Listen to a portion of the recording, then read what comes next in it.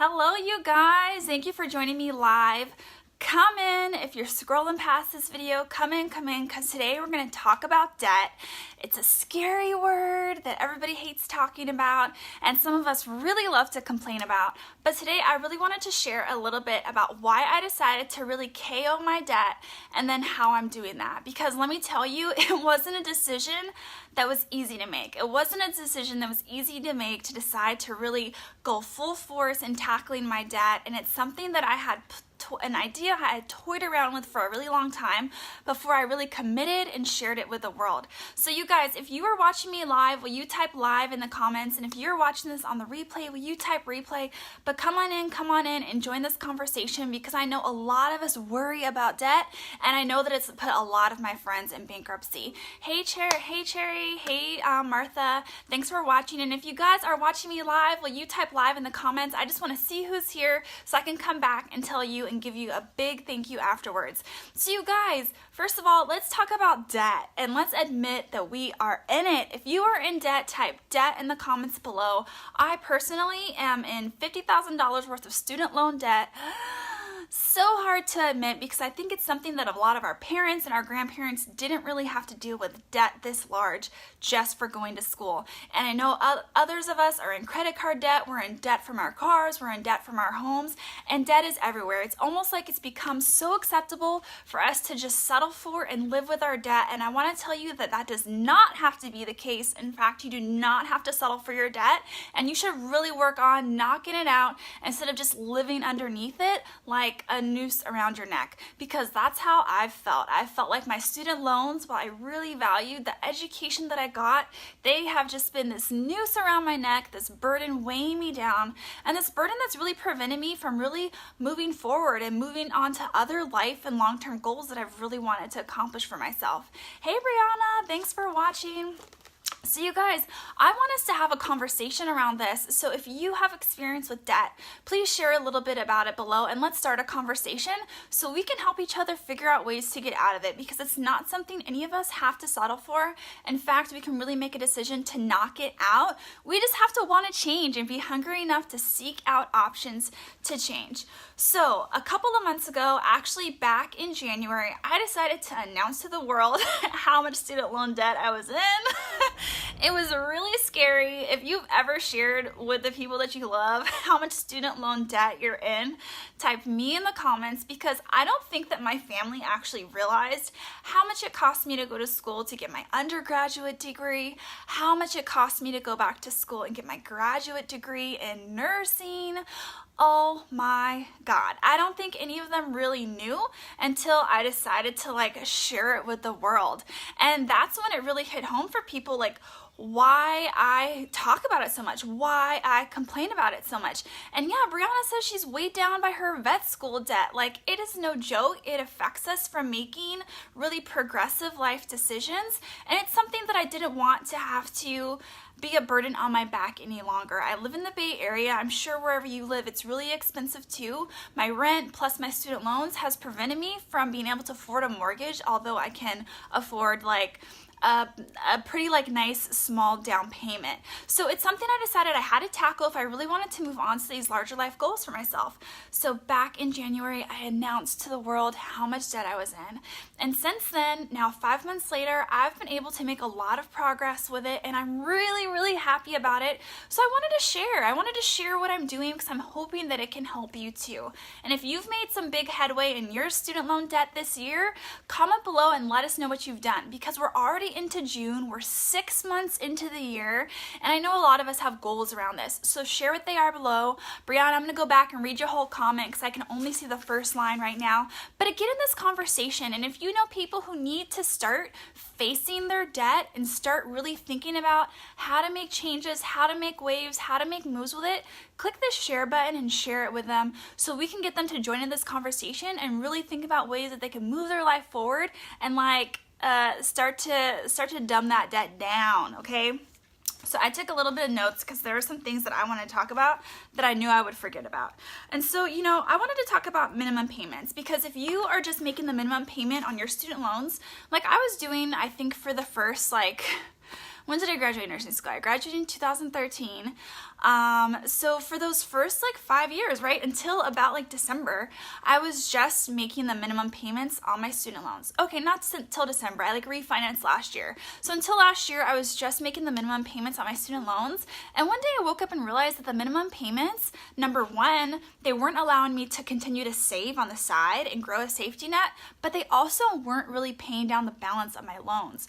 Shocker. Okay, you guys, this is a shocker, but it probably shouldn't be. If you're just making the minimum payments on your student loans, most likely you're just tapping that interest and you're barely tapping on that principal. So if you've been looking at your loans and like wondering why your balance isn't really moving down, why it's kind of staying the same, let me tell you, you need to start making more than just your minimum payments. So that means you either need to be setting more money aside from your paychecks, budgeting more towards your student loans, or you need to grow yourself extra income so you can start hitting that bad boy hard instead of just paying the minimum they're asking you to. Because who wants to be in debt for 20, 25 years just to get it forgiven? Guess what? If you make your minimum payments and go for that offer, whatever it is that the federal government gives you, like after 20 whatever years, your loans will be forgiven, or if you're a nurse, 10 years, like a certain percentage of the rest of your balance will be forgiven. Guess what? By the end of those 10 years, you will have already exceeded the original balance of your student loan debt. You will have already paid it off, but you've been paying so much on your interest that you barely touched it. You're gonna end up paying more than you originally owed. And yeah, the federal government might forgive the rest of it, but you already paid more than you needed to from the beginning. Hey Shannon, thanks for joining in. And if you guys are watching this live, type live in the comments. And if you're watching the replay, type replay. You guys, I'm getting loud and I'm getting passionate because this is something that is fucked up, okay? We go to school, we go to get an education, we want to be good peoples, we want to be good like citizens, we want to be able to earn and like really grow our lives to a life that we can love and then be able to give back to others, but our debt holds us back from reaching that early. It holds us back from being able to give back to our family, give back to our friends, give back to our community early because it's such a noose on our neck. It weighs us down so much. So in January, I decided that just budgeting extra from the job that I had for my loans wasn't enough, and I really needed to start to grow an extra income. I needed to find a way to earn more money to put on that debt so that I could pay it down faster, because I don't want to hit that 10-year mark. It's already 2018. It's already been 5 years. I've been paying down my student loan debt. My balance was barely moving. I needed to find a way to pay that down faster so I could save myself money and interest, and I could start living my life. And my dream life is filled with like vacations every 3 months, being able to spend as much time as possible with the family that I love. But I don't necessarily want to move back home, so I need to be able to afford to get there. I need to be able to afford to travel back and forth to see them. And I want to be able to really enjoy my life and start living it instead of feeling like I'm living and working just to pay my rent, which is like crazy in California. If you live here, you know what I mean. Yes, Brianna, it is fucked up. Drop those F-bombs if you think your debt is fucked up, because we get stuck in this trap. And it's almost like our government has made it so normal to be in debt because the government itself is in trillions of dollars worth of debt, but it's not normal and it doesn't have to be your norm. So if budgeting isn't enough for you, hey Danica, oh my gosh, me and Danica actually went to undergrad together. So if budgeting isn't enough for you to really make big moves and big headway on your debt, you need to, number one, the next thing you need to do, the next thing you really need to turn to is looking how to increase your income so you can make bigger payments and pay that off faster. And then like I did last year, if your interest is crazy high, look at ways you can refinance. I personally refinanced through First Republic Bank. I don't know if they're near you, but they were able to get me an interest rate that was like a little bit less than 2%. So check that out. That might be a really good option for you to start with. And then look at your income. What can you do to increase it? Are you okay with spending a little bit more time away from home? Hey, Shahan, if you guys are watching live, type live. Let me know you're here and get in this conversation. Don't just watch, participate. That's what this is for. Participate and share this off with someone you know who needs it. So look at your income. Are you willing to spend more time away from home and like work overtime at your job? Are you willing to go out and get a part-time job and work for someone else extra hours, maybe spend your weekends, maybe spend your nights at a job so you can earn a little bit extra and make extra payments on that debt? Do that if you're willing to do it. Do it if you're willing to do it. Make a short-term sacrifice that's going to help you pay that off faster and really get back to living the life you can love. And if you guys are just joining in, go back and watch this once I repost it. There's a lot of good stuff that we already talked about in the beginning, and we're kind of getting towards a little bit past the middle of this video. But so, 5 months ago, I actually already had a second job. I was working as a nurse. I was working as a nurse at another institution, and I was getting really burnt out. It was nice that I was able to have a little more income to like pay down my student loans, but I decided that if I really wanted to go full force in paying off my debt and be able to do it consistently, this feeling of burnout wasn't going to serve me, and it was just going to cause me to delay even more in paying my loans. As I kind of went through a cycle where I worked a lot, I got burnt out, and I didn't work enough to really even maintain myself. And then I kept going through this spiral where I would kind of like throw chunks at my student loans, and I would get too tired. I couldn't work anymore, and I just worked to survive. So I decided to go into business for myself, and so I found a company that really matched my ethos of health and wellness, of wanting to serve other women, of wanting to empower other women, and really to help heal my community, my frizzy, fried, dried up girls, and help y'all with your hair, because I love to talk hair. It's fun. It's something that, I never really thought that I would be in an industry where I sold things. I'm a nurse. It's so different.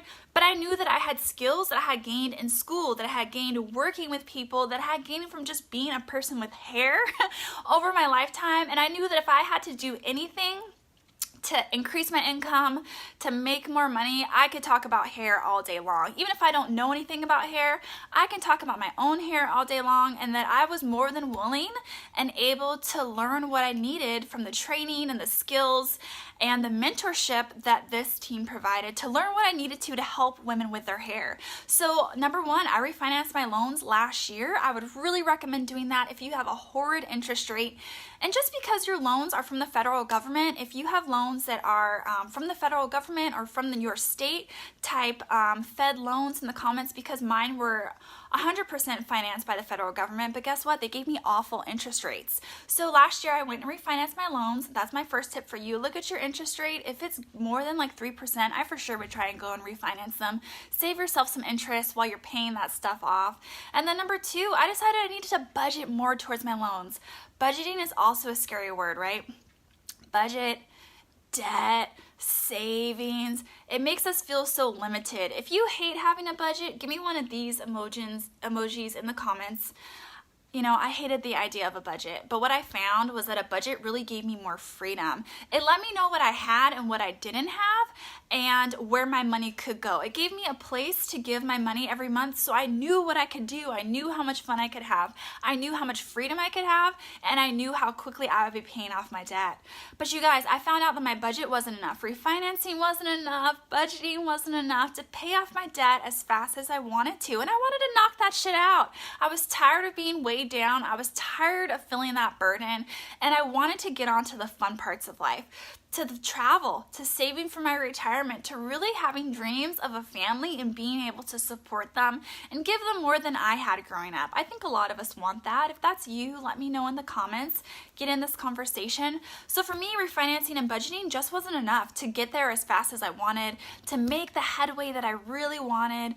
And if you guys are just scrolling by this, come on in, join the conversation. I would love to hear your perspective on your debt and just hear a little bit about what you're doing to try and pay it off faster. Sharing is caring. Let's share with each other so we can learn from each other. And I found budgeting wasn't enough for me, so I decided to increase my income and look at the opportunities around me to do that. The thing is, you can sit and wait 10 years, 20 years, however long it takes for your minimum payments to pay off your student loans.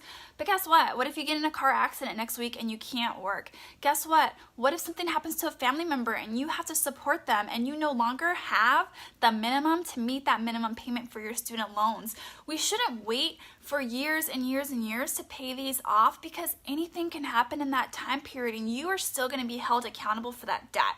And you do not want to file bankruptcy with the implications that has on your life for years after. So find a way to increase your income. I did that with joining a network marketing company.